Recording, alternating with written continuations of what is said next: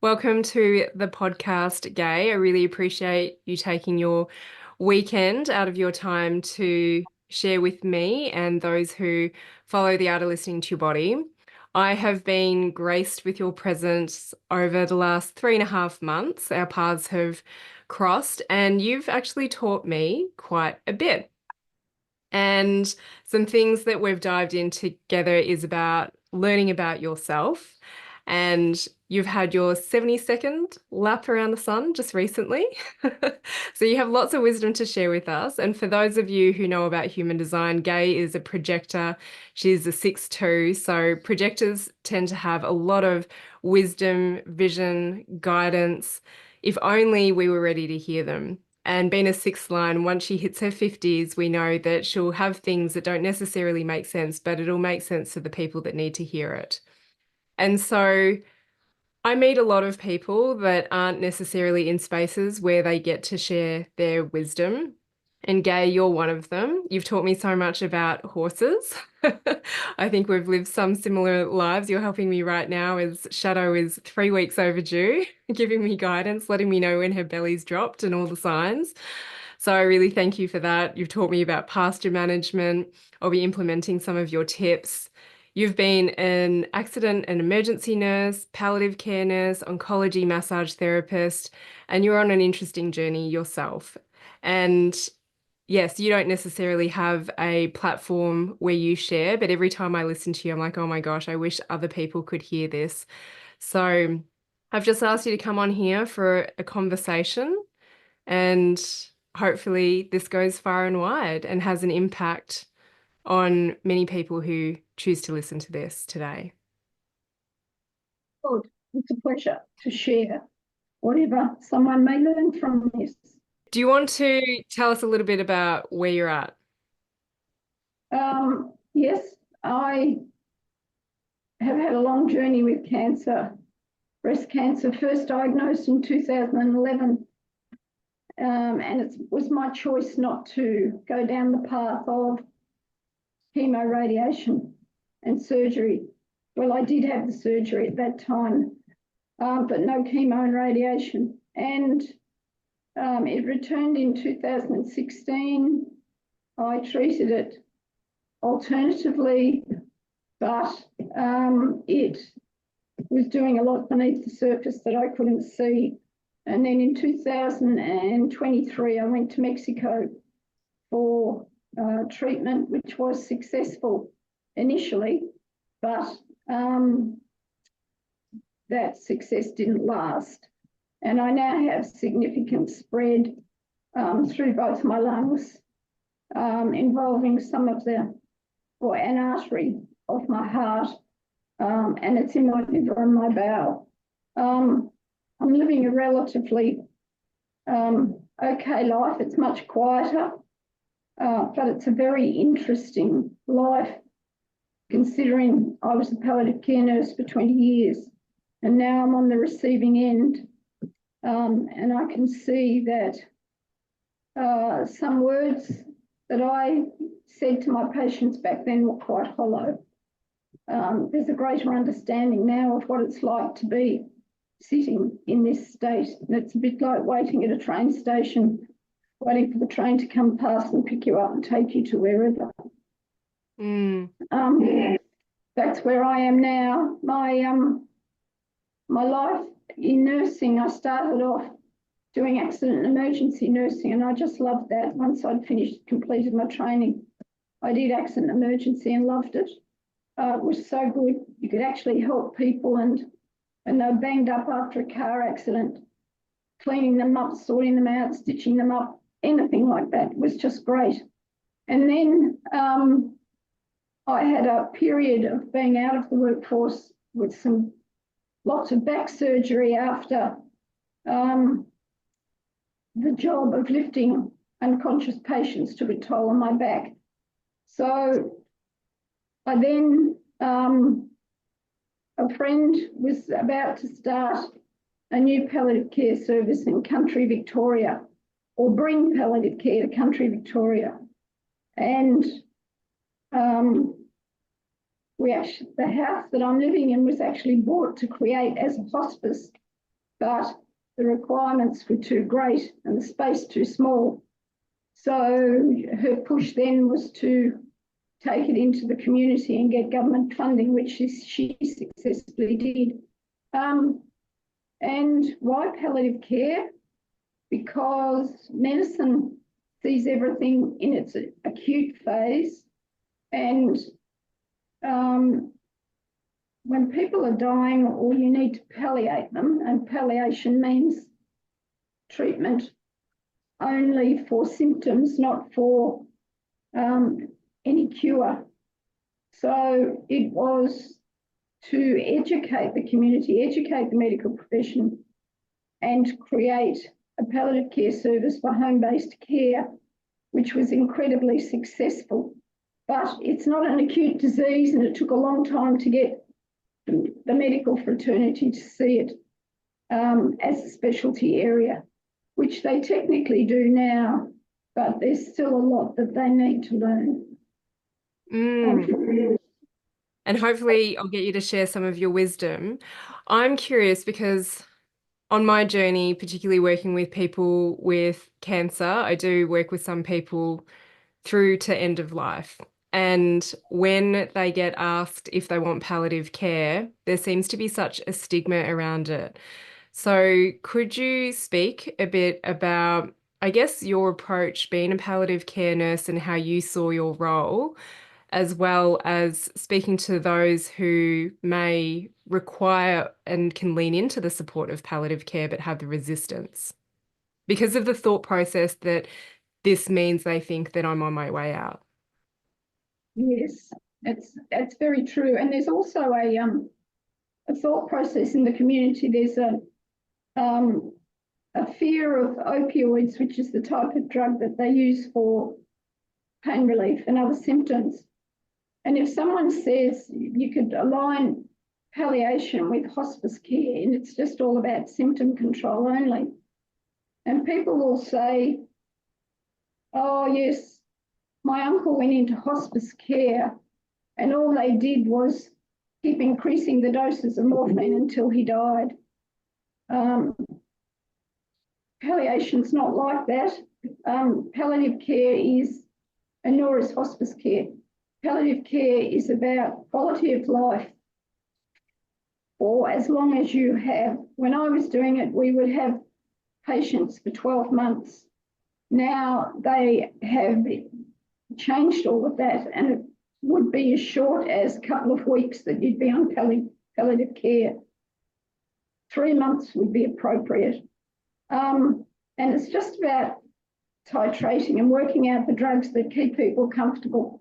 And it doesn't matter what the dose is, it's so long as the person's comfortable and got quality of life.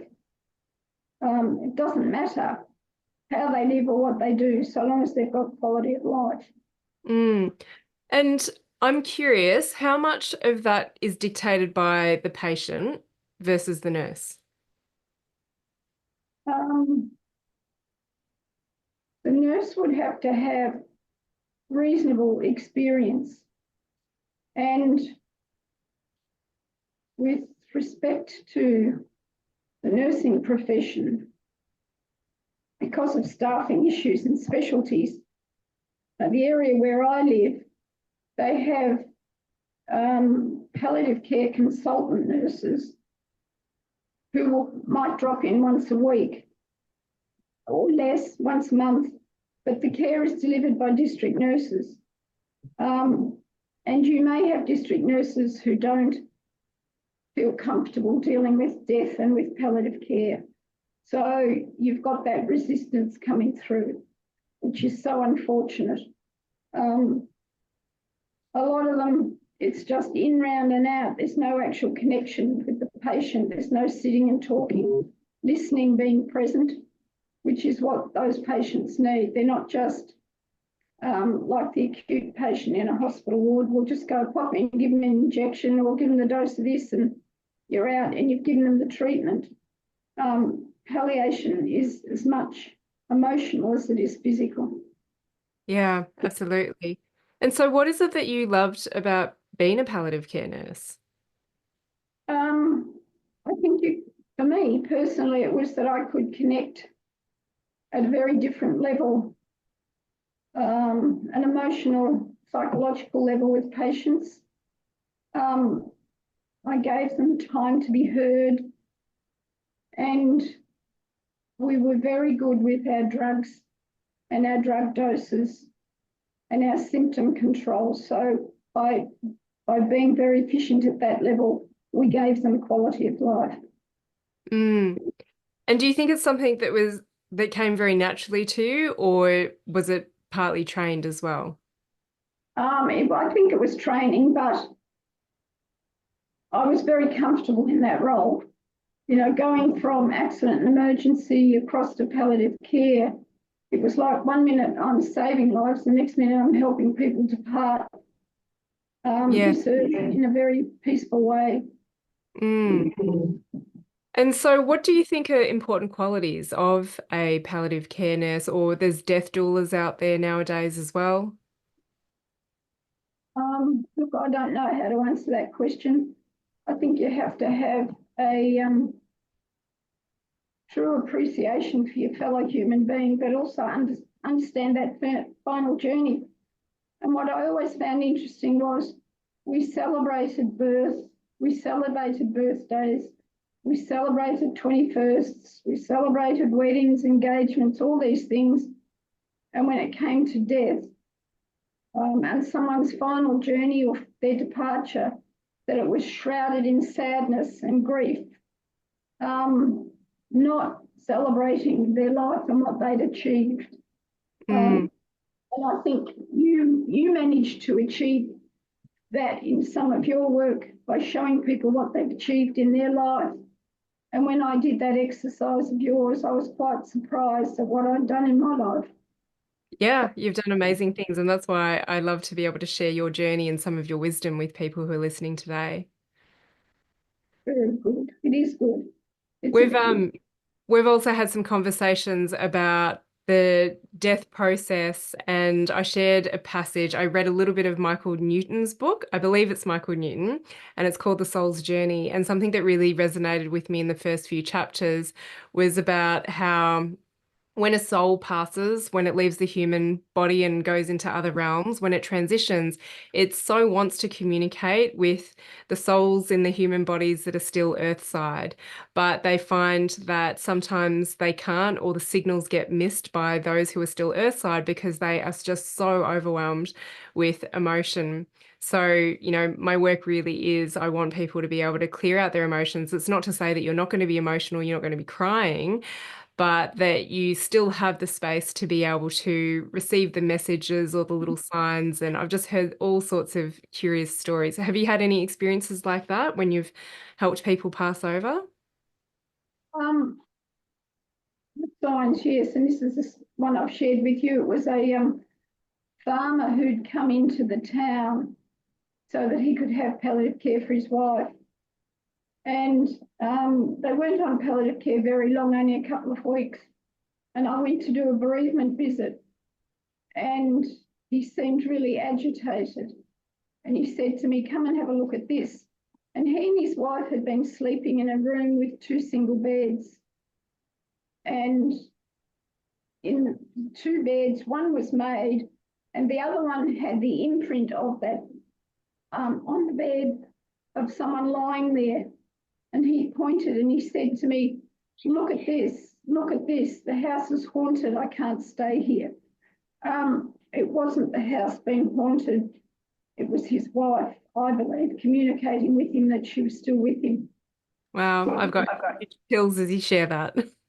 Yes. That was probably the most profound thing. But keys been missing, and then all of a sudden put back on a sideboard or a chest of drawers where that person had looked for them and they weren't there, and now all of a sudden they're there. So what some people would say was strange phenomena, but signals from those that had passed, Mhm. definitely. Yeah, Mm. so interesting. And so you said that you recognize that some of your words were a bit hollow. I don't know if you remember things that you had said and what you would change now in your experience.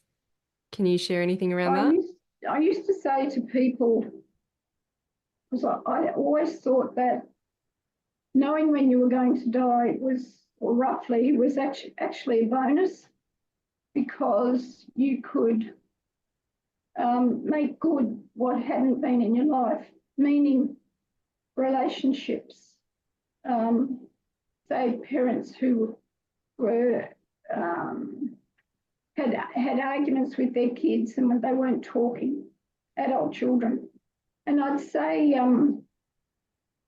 well, you know, it's lucky that you know when you're going to go, because I could go out and open the door of the car and a bus could come past and hit me and I'm gone, and I haven't had the chance to have those deep and meaningful conversations. I look at that now as a bit of a throwaway line, because mostly those people don't want to be going anyway.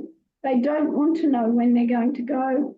And that, I think, from me, was a hollow comment.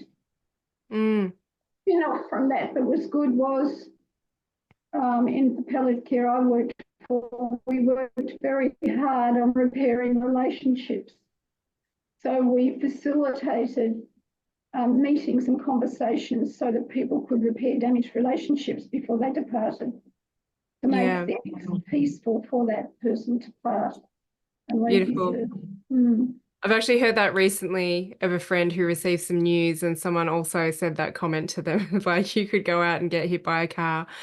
And I think that as humans, we get very used to a fix-it mentality. We call it the masculine energy, always wanting to do something and feeling uncomfortable in the gap or in the space. And sometimes it's actually better to say nothing at all.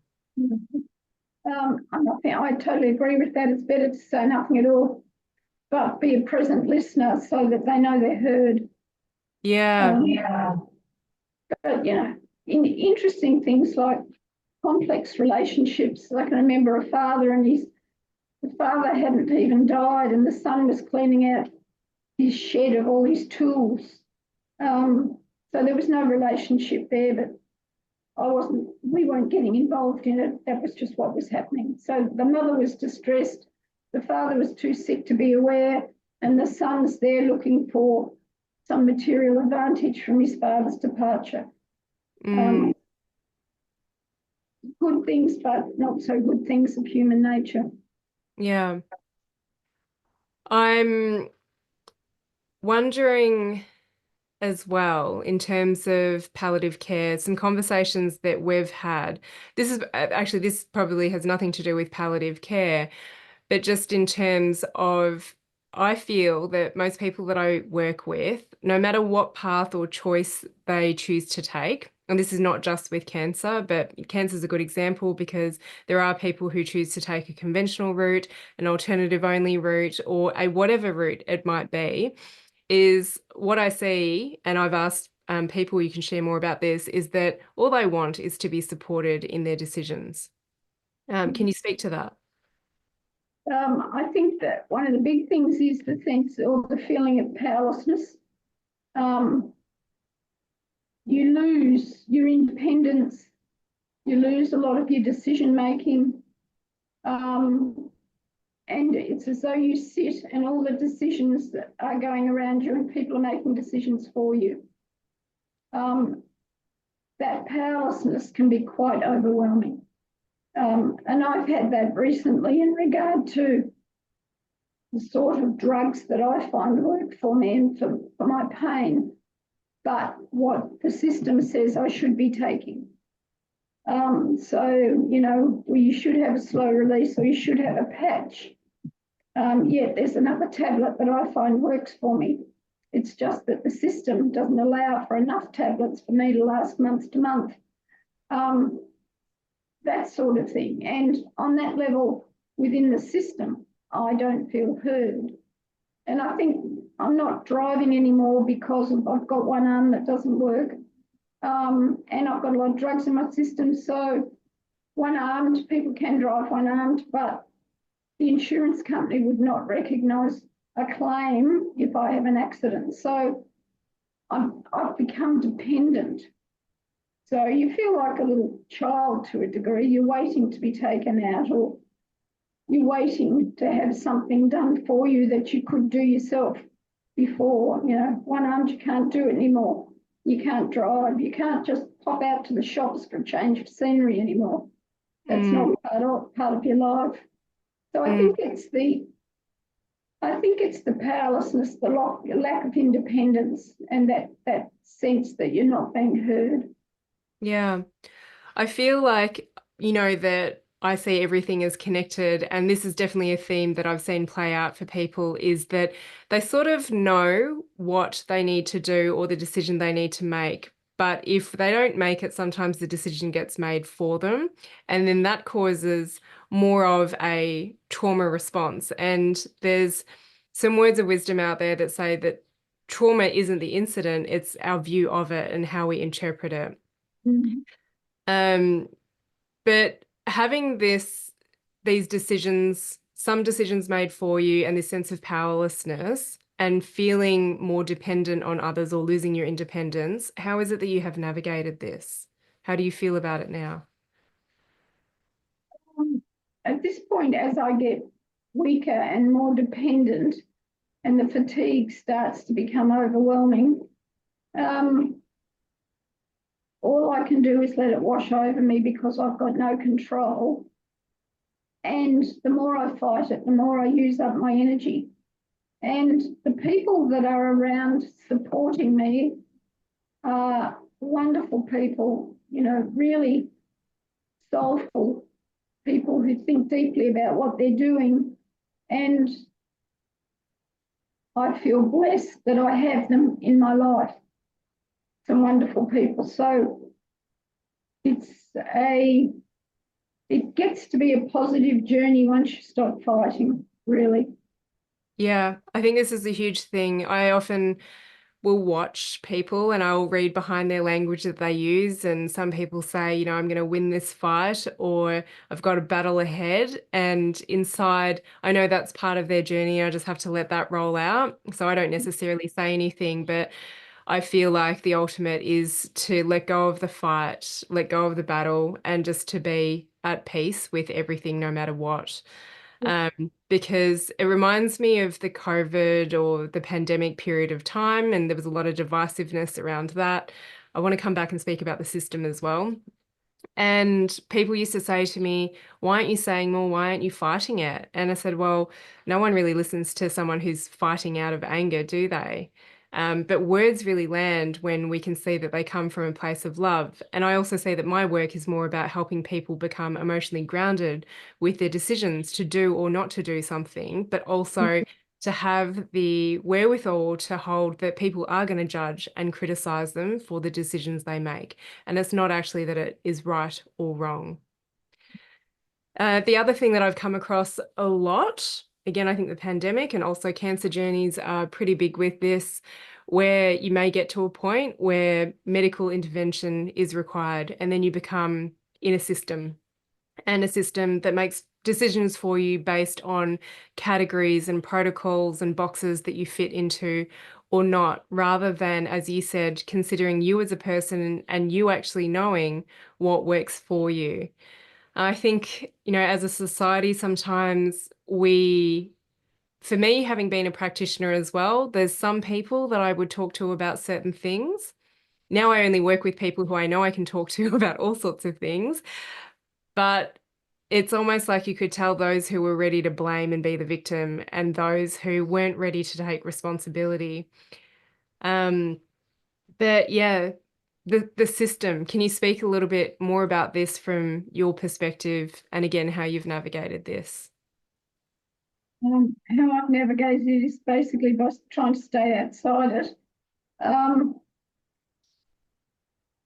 One of the things when we started palliative care, it was about educating the doctors in the hospitals.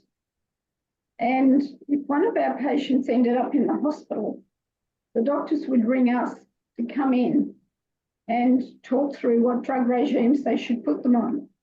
So we had an educational role with the doctors within the hospital, which was wonderful. And over a period of the period that I worked, 20 years, we educated a lot of people about palliative care. in that hospital setting that it's very different, and there is no supposed script, you know, that if they've got this symptom, they have this drug at this dose. And we managed to re-educate that thinking. Unfortunately now, that's all lost, and hospital beds are scarce. And so if they can send you out and home, they will. If not, such as our local regional hospital, which has just had a big cancer centre built, and they've increased their hospice beds from 4 to 6 for amazing many thousands of the community. But the people that are in those beds are not comfortable with the treatment that they get, because they're getting young, inexperienced doctors, and the treatment isn't right. The symptoms aren't well controlled.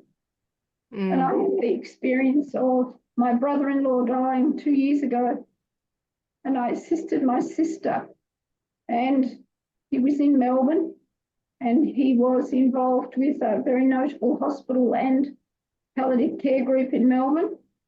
And because they were being directed from an acute hospital, unfortunately, their choice of drugs and the way they used them did not give him a good death. And his wife, my sister, is left with that trauma. She promised him he would have a pain-free death, and that didn't happen. It's all through ignorance, and the capacity is lacking in doctors to understand how drugs work in the dying body. And that is that there are some drugs that must have on a basis months out, because the body doesn't make that substance anymore. And that as the body is departing, the functions diminish.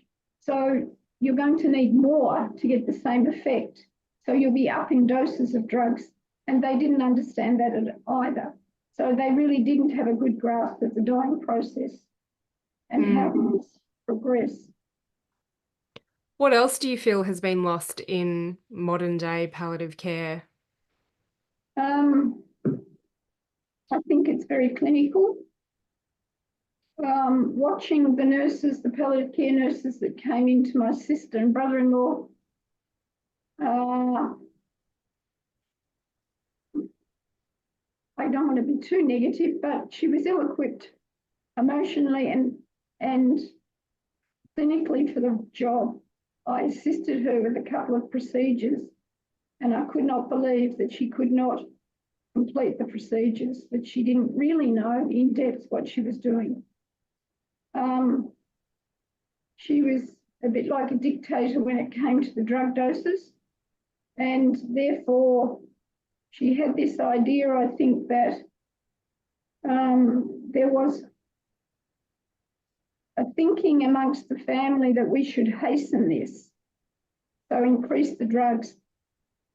There was no thought along that line. The only thought was, this man has pain, he needs pain relief, therefore you need to increase his dose. But they completely missed that because they were stuck in their thinking, their acute thinking of how it should be.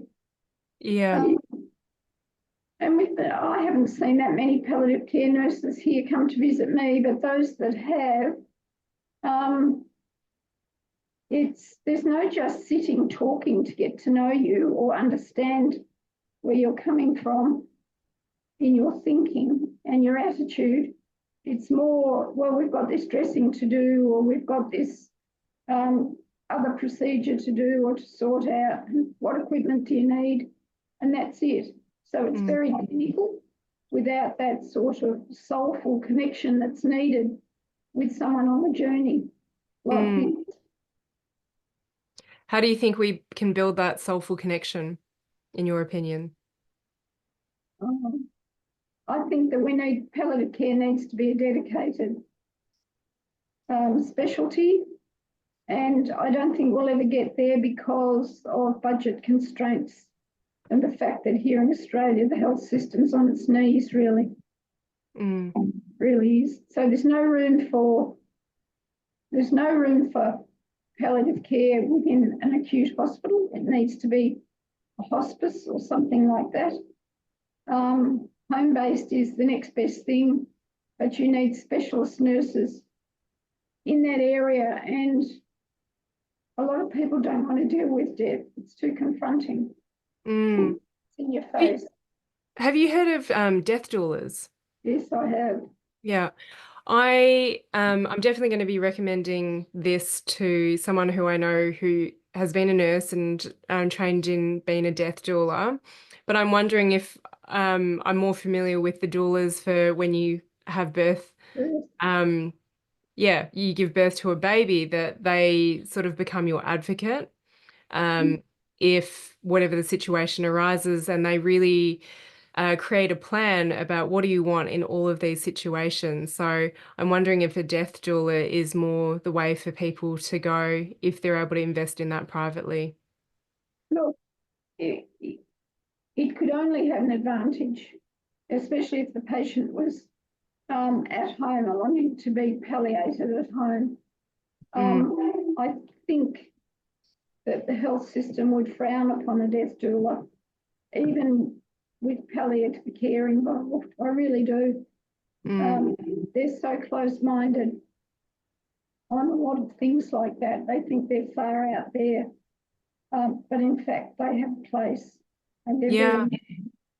And it goes to show you that the death doulas, they have to really hold their own and do their own emotional work to be able to put themselves in environments like that, have difficult conversations. And it's unfortunate because often the death doula is someone who is healthy in themselves, but maybe emotionally challenged to stand up in these situations for their patient or for their client. And like, could you Yeah. imagine all the people who don't use death doulas or have supportive family or friends to be able to speak up? In the situation that people don't have an advocate or supportive people around them, what would you suggest? I had a magic bullet I could pull out, because our health system, you must have an advocate.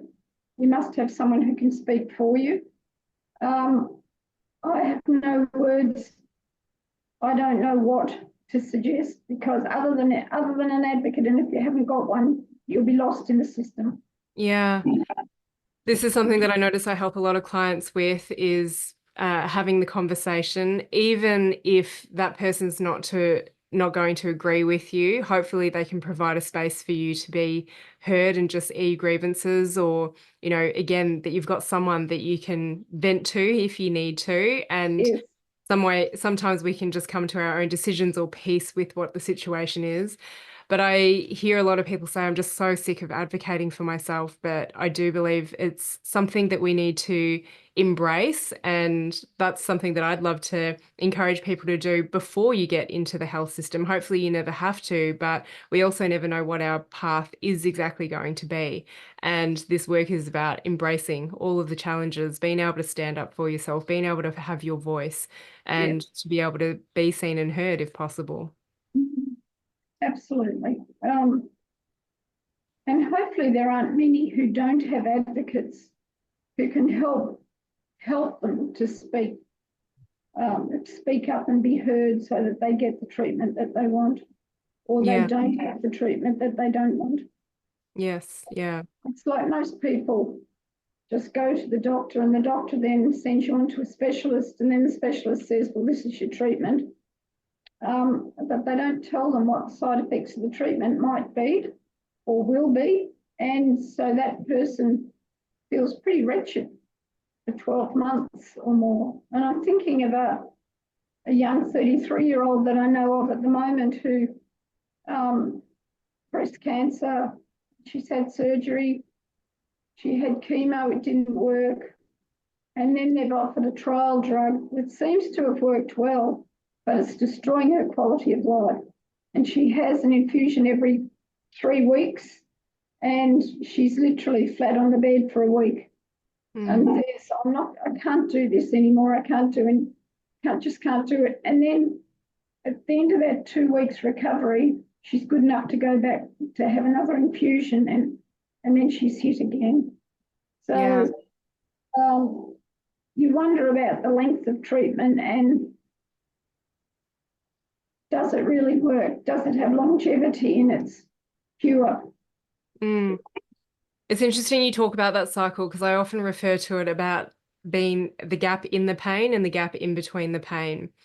And I often find with, again, any scenario when someone's sick, when they're in pain, when they're inflicted with something like a medication side effect, the questions usually going on in their mind is, I want this to be over. When is this going to be over? And they make these promises to themselves that when this is over, this is the life that I'm going to live. These are the things I'm going to do. And then they get into the gap in between the pain. And what they often forget is to commit to all of those things in living life that they said that they would do once this pain was gone. And then they go through this cycle, and, we work on patterns, and we've had a lot of realizations together of like, oh my gosh, this happened decades ago, and this is a very similar situation. Yeah. But when we're in it, if we don't have an advocate, if we don't have support, we often can't see what we need to see, what we need to work on. Yes, absolutely. Mm. Now, you've also had a life as an oncology massage therapist. Can you share a little bit about that? I did. My when I had my back issues, as a way of trying to get pain relief, I went round to many different masseurs to see if I could get some degree of back pain relief. I'd had 4 surgeries from 1980 to 87, and so my back was a bit of a mess. Anyway, I went to this one fellow, and he was doing this deep work with his thumb, and he came across a couple of points. And I said to him, what have you just touched on? That's some of the pain I have had since my original injury before I had surgery. So he started talking to me about trigger points. That then started me on a journey of what are trigger points and what can massage offer me. So I then went off and trained as a remedial massage therapist. And then I was doing the remedial side of it, treating people 1 day a week and nursing the rest. And then I had a man in Terrelwyn who, which is a local town here, who had lung cancer and couldn't breathe. And I got there and he'd had as much medication as he could have. And I thought, what do I do? What tools have I got? So I said, I propped him up on all of these pillows and had him lean forward and massaged his back. And it was like he just relaxed. He could take a deep breath and he had a smile on his face. And my head went ding, ding. This was better than a dose of morphine. Mm. The family just wanted me to keep coming every day, and obviously we couldn't accommodate that in the organisation. But I'd do it for other people, and I'd find that, someone, say, who had abdominal issues, stomach cancer or whatever, I'd massage their leg and they'd get the same result. Then I saw an ad in the paper for oncology massage, and I thought, I think that just fits. That's the key in the door. So I went off and did the course over 4 years, did the different modules of it. And it was just extraordinary then. I went and got a job at the Olivia Newton-John Cancer and Wellness Centre, and I was working on the palliative care ward, and I also had an outpatient load as well. And it was just using massage. And it's got a very interesting science behind it. And everyone thinks that massage is just skin polishing. Well, believe me, it's not. If we go back to the man with the breathing issues, people who lie in one spot and are sick, the pressure on the tissues dehydrates them. And so with the slow rhythmic movements of the hands in oncology massage, you're stimulating nerve endings called interstitial nerve endings, of which they are more than half of all of those in the body. And as you stimulate these interstitial nerve endings, you do 2 things. It stimulates um, and creates the release of the same substance that is given off when you smoke dope, anandamide, and it feeds back to the brain and the nervous system. So the body gets flooded with this bliss hormone, anandamide, which actually then assists the fascia to rehydrate. So that man was flooded with anandamide, and we'd also rehydrated his fascia. That's looking at that from a completely physiological, scientific way. But the same with the people with, or the lady with the stomach cancer, and I just did her leg. It was the same, that I caused the release of anandamide through the gentle massage of her leg, and I managed to give her pain relief that way. And that was what I was doing all day while I was working at the Olivia Newton-John Cancer and Wellness Centre. The doctors had come and say, and I'm thinking of a man who had this massive tumour on his neck and he couldn't move, and he's sitting propped up, leaning on the overbed table. And the doctor came and said, "Can you do something? We can't do anything for him." So I went in and all I did was massage his back. And in 20 minutes, I had him able to lie back in his pillows and asleep. And that was just through oncology massage and its science of the release of anandamide. The stress hormone. We released the anti-stress hormone and put him to sleep and gave him pain relief. Wow. So, and then I ran a private practice here at my home where I converted an area that would be very quiet. So the only noises they'd get around here were birds or cows mooing. And so that dropped them down into that lovely peaceful space, and then they got their oncology massage. And they enjoyed every minute of it, couldn't get enough of it. Is it a special technique of massage, or is it more a massage for people with cancer? It's a specialist type of massage for people with cancer, and it's worldwide. The woman that brought it to Australia, Eleanor Oyston, had travelled overseas and came across it in America. And in America, they have oncology masseurs in all cancer hospitals or wherever their cancer wards. And Eleanor saw that and spoke to the woman who wrote a book called Medicine Hands, Gail McDonald. And she got Gail to come to Australia and talk here. And then Eleanor then even went further into the science of it. And she used her knowledge as a scientist to present to the Austin Hospital so that they would put it into the Olivia Newton-John Cancer and Wellness Centre, which was Olivia's preference to have massage. But it is a specific massage technique, and there's a lot of science to it that you need to learn to be able to be totally efficient with it. Amazing. They do online courses for it. I was assisting in teaching an online course a couple of years ago, so you can do face-to-face or online.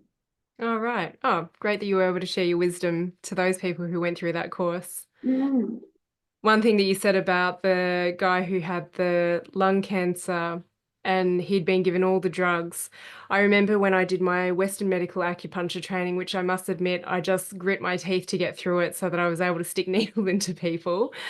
I remember maybe it was some side study I was doing alongside of that.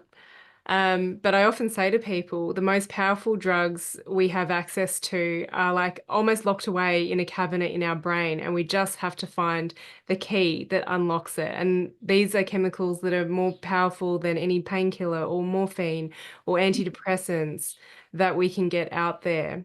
And, there are some people who just don't respond to some medicines as well. And I see a lot of people. I did an interview with Nat Douglas.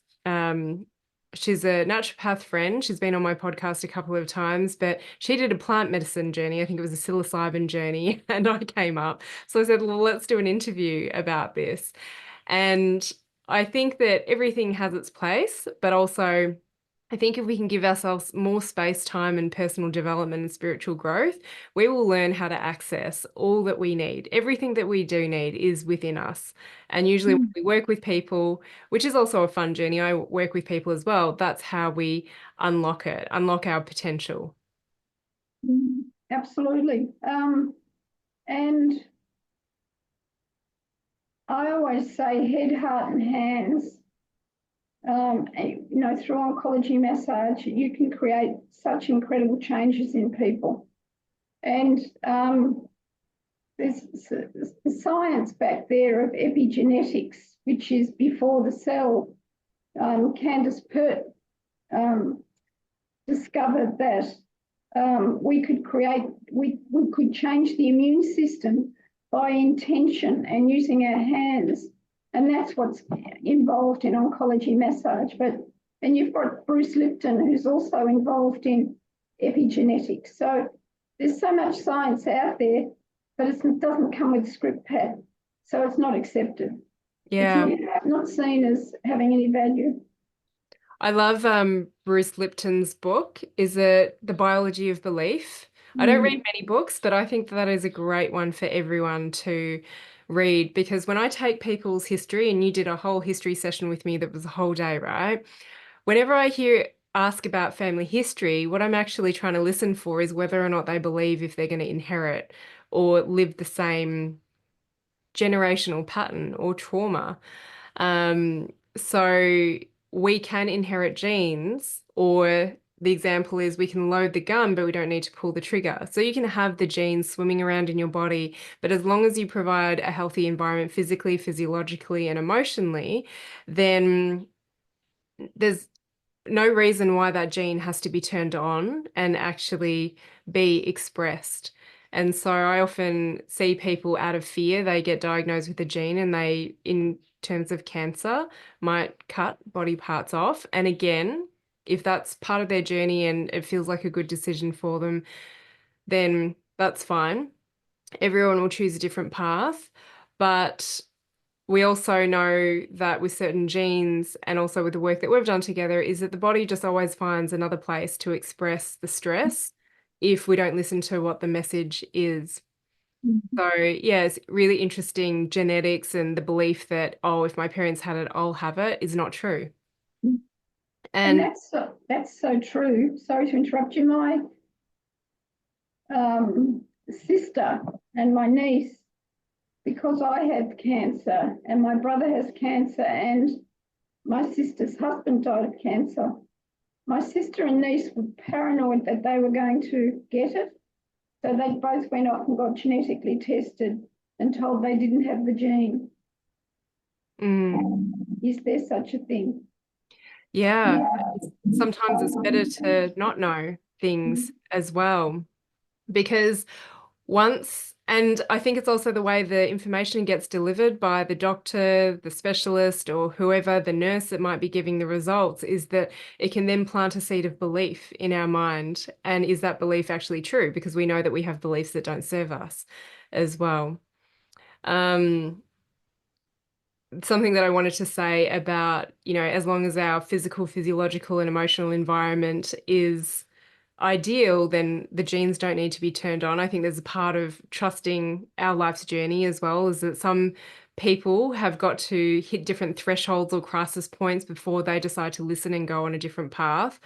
But also, we can build resilience and capacity in our body to handle high levels of stress, high levels of physiological stress, high levels of emotional stress, and not have it mean that we're going to express something terrible in our body.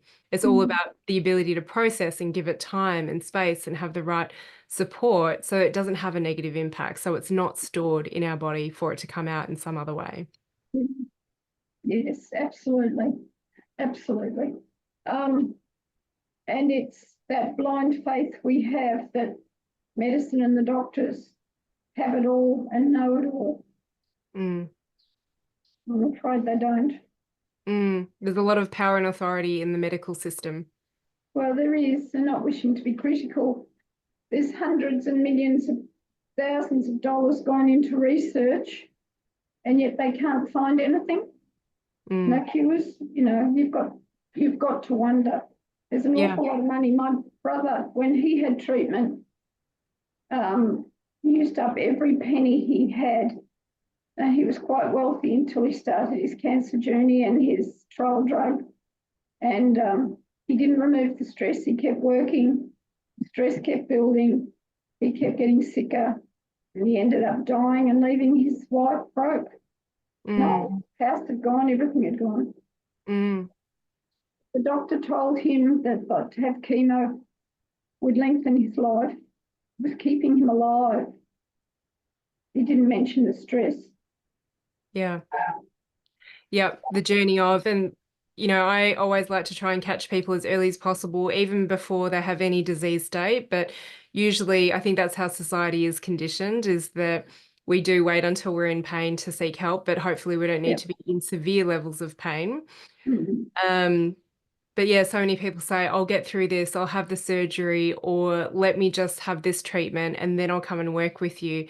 But I know that usually those things are going to add to whatever is already underneath. It's just like people blame their hormones, but the hormones aren't to blame. It's the stress that you've stored, and the hormones are just going to highlight the stress that comes out. Yeah. Or, I say baby doesn't make things better. It just highlights all the things you actually need to work on. Um, Mm-hmm. and, we can't always work on everything beforehand. Sometimes we need to go through challenging experiences to drive us, to motivate us to actually look a little deeper. Mm.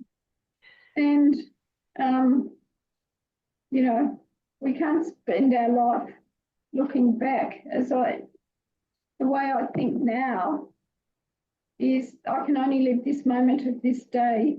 Yesterday's gone and tomorrow never comes. And I've had to take on that thinking because part of the tumour now involves my pulmonary artery.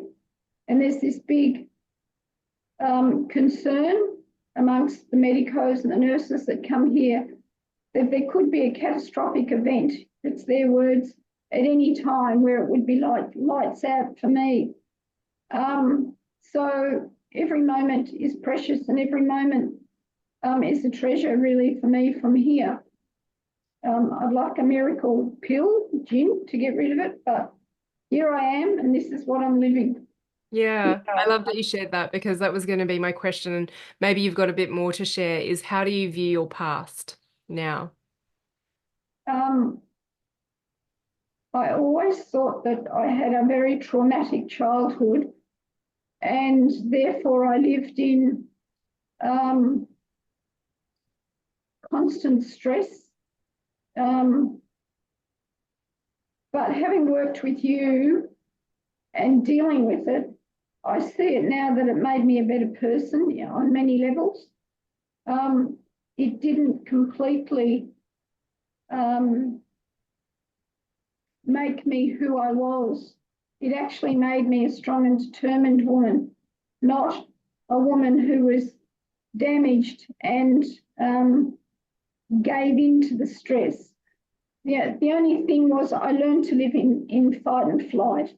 And so that was probably my downfall with my cancer, was that I'd learned to live this way and I was always waiting for the next drama to come along, the next trauma, the next whatever. Whereas looking at it since working with you and the different things that we've done, I've had a wonderful life, really. I really have. Mm. Full of trips overseas, doing wonderful things. I live on 10 acres, the most blissful views around here. Yeah, I'm just very blessed, Mm. That's, surrounded by very good people. yeah. Because people do often come to me because they realize, oh, I've had a tumultuous past or traumatic past, or I just haven't processed my emotions. And Mm. I feel like I need to do a separate podcast on this, but I don't want people to think that I always keep you in your past, because there's a lesson and an opportunity in it, but I want you to be able to work through your past and view it differently, have gratitude, have acceptance for it. And there is a future that we're working towards that actually changes who you are in the present.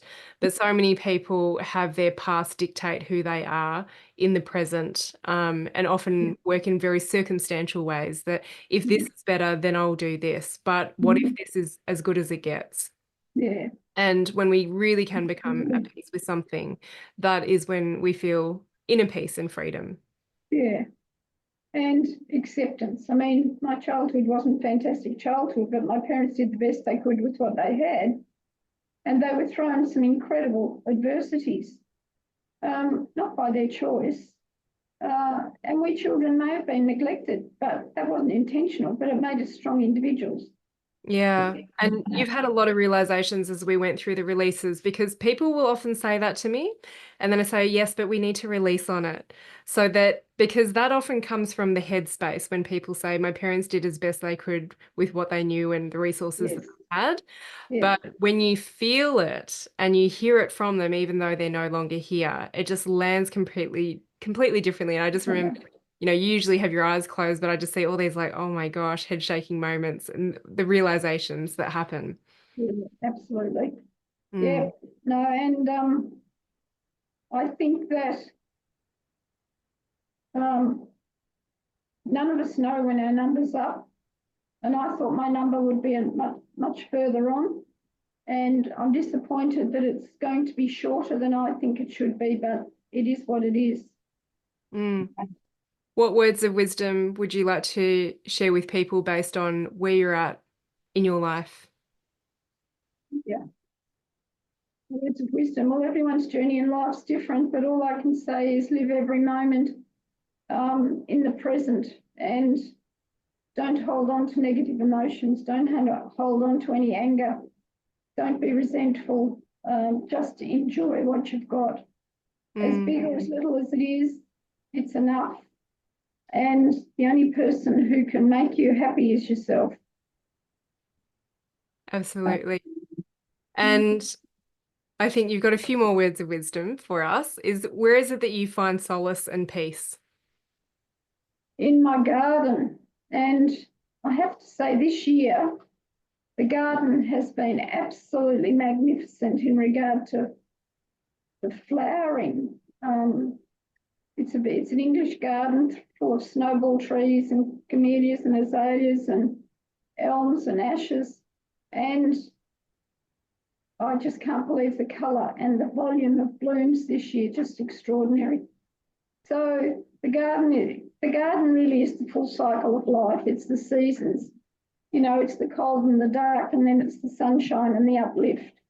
So, and watching the cycle, the buds come, the leaves come, the flowers come.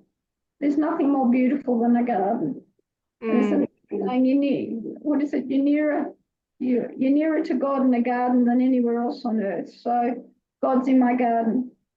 yeah, I love that. And just how you explained all of the cycles of nature, the polarities, the duality that happens. That's also, how everything is connected in life. And your mind is the most fertile ground. It doesn't mind what you plant, whether it be weeds or the most beautiful flowers and vegetables. Whatever you plant, your beliefs and whatever Yeah, you water will grow. And yeah. so I'm so happy that you can see your garden and hopefully all the personal growth that you've had. You're never too old to do this work, wherever you're at on your journey. And you've taught me so much. I know you're going to continue teaching me so much as well, Gay. And I really appreciate you spending this last hour with My me pleasure. to share your wisdom because I've always felt that this is something that will contribute to your health and well-being and inner peace and freedom because you've got so much wisdom to share. And yeah, I hope that it is part of the legacy that you leave. Thank you. I hope it is. Life's not as complex as we believe it is.